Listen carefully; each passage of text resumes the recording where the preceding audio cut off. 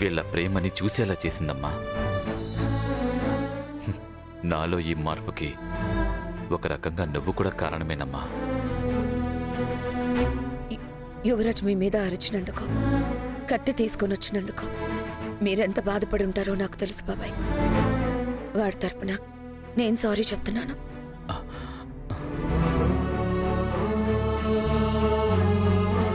సొంత కొడుకు లేకపోవడం వలనో ఏమోనమ్మా, యువరాజుని ఎప్పుడూ నా అన్న కొడుకు అనుకోలేదు. నా కొడుకు అనుకునే 25 ఏళ్లు పెంచాను. చిన్నప్పుడు ఈ గుండెల మీద ఎక్కి ఆడుతుంటే చూసి మురిసిపోయాను. అలాంటిది ఈరోజు ఈ గుండెనే ఆపేద్దామనుకున్నాడు. నానా 25 ఏళ్లు వాడి కళ్ళల్లో నా మీద ప్రేమను మాత్రమే చూసి అలవాటైపోయింది కదా. ఇలా కోపాన్ని, ద్వేషాన్ని చూస్తుంటే ఎందుకో నచ్చలేదమ్మా. ఊరుకోండి నాన్న, అన్నయ్య కోపం గురించి మనకు తెలీదా? యువరాజ్కి ఆవేశం ఎక్కువ, ఆలోచన తక్కువ అని తెలుసు కదా మావయ్య. అయినా యువరాజ్ సంగతి మనకు తెలిసిందే కదా.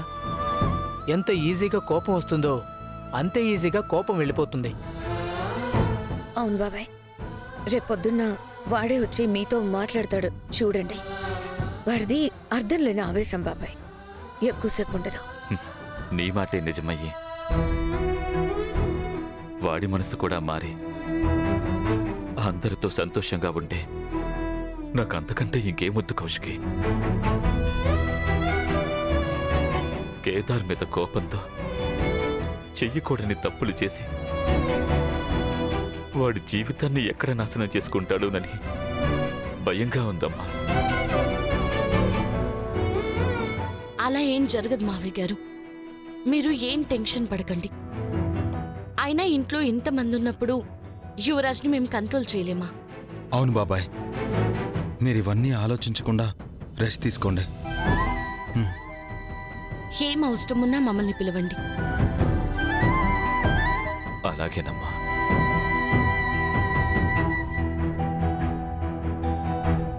మీరు రెస్ట్ తీసుకోండి బాబాయ్.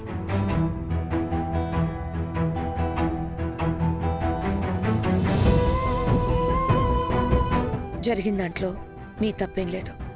మీరు దేని గురించి ఆలోచించకండి. సరే వదినా.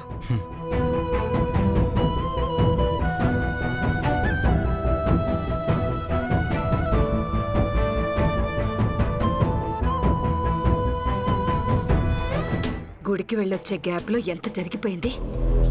బాబాయ్ అబ్బాయి గొడవ పడ్డారు. బాబాయ్ ఏమో ఇంకో అబ్బాయి వైపు నిలబడ్డాడు.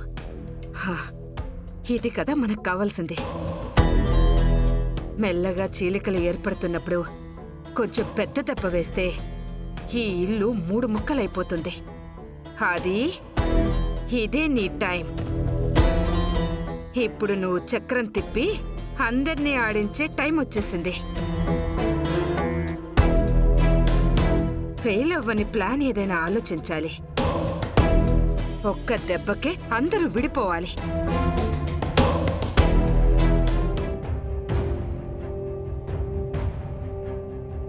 మీరు కేదార్ అన్నయ్యని కొడుగ్గా ఒప్పుకుంటున్నారు కదా? లేదమ్మా, ఒప్పుకోను.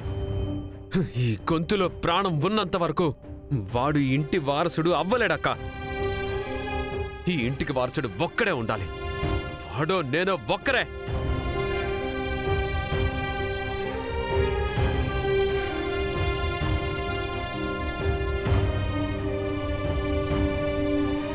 కేదార్, జరిగిన దాంట్లో నీ తప్పేం లేదు. ప్లీజ్ నువ్విప్పుడు బాధపడుతూ కూర్చోకు. మీ బాబాయ్ నిన్ను తన కొడుగ్గా ఒప్పుకున్నారు.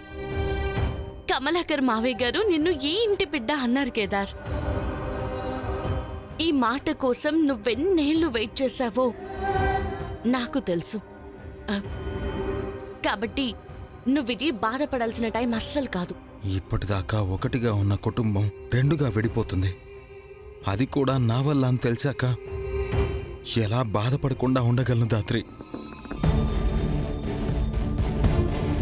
బాబాయ్ నోట్లో నుంచి నేను కూడా వజ్రపాటి ఇంటి వాణ్ణి అని వినడానికి ఇన్ని రోజులు ఆగాను. ఫైనల్గా ఆయన ఆ మాట అన్నారు. ఇప్పుడు ఆనందపడాలో బాధపడాలో తెలియడం లేదు దాత్రి. నా వల్ల యువరాజ్ కమలాకర్ బాబాయ్ మధ్య దూరం పెరిగిపోతే నేను తట్టుకోలేను దాత్రి. వాడి వాళ్ళ బాబాయ్ మీదకి కత్తి తీసుకొచ్చాడు. ముందు ముందు ఇంకేం చేస్తాడోనని భయంగా ఉంది. ఏంటి కేదార్ నువ్వు కూడా మావయ్య గారిలో ఇలా భయపడుతున్నావు? యువరాజ్ కోపం గురించి మనకు తెలిసిందే కదా. అయినా ఈ ఇంట్లో మనముంటే ఎవరికైనా ఏమైనా అవ్వనిస్తామా? నువ్వు చూస్తూ ఉండు. పొద్దున్నే బ్రేక్ఫాస్ట్ టైంకి యువరాజ్ కమలాకర్ మావయ్య గారితో మాట్లాడుతూ ఉంటాడు. నువ్వు చెప్పింది జరిగితే అంతకన్నా నాకింకేం వద్దు దాత్రి. సరే, ఇంకేం ఆలోచించకుండా వెళ్ళి పడుకో.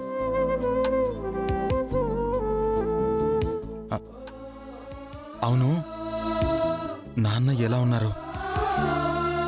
అందరి ముందు యువరాజ్ ఆవేశానికి భయపడి నిన్ను తన కొడుగ్గా ఒప్పుకోవడం లేదని చెప్పినందుకు బాధపడుతున్నట్టున్నారు. ఒంటరిగా కూర్చొనున్నారు.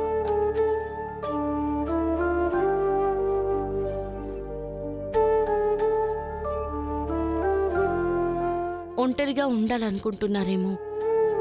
డిస్టర్బ్ చేయడం ఎందుకని నేను కూడా వచ్చేసాను.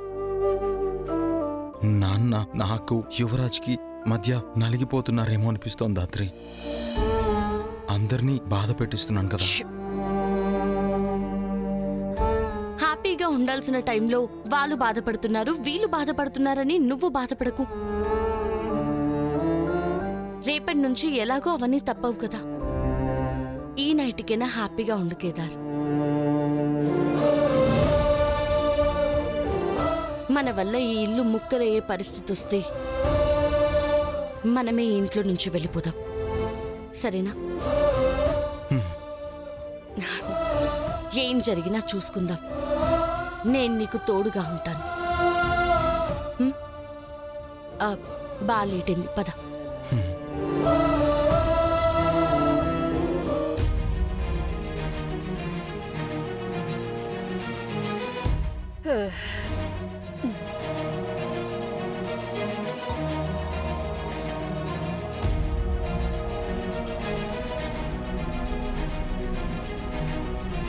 ఏంది బా కేదార్ని అందరి ముందు కొడుకు కాదని చెప్పినందుకు బాధపడతా ఉండవేంది?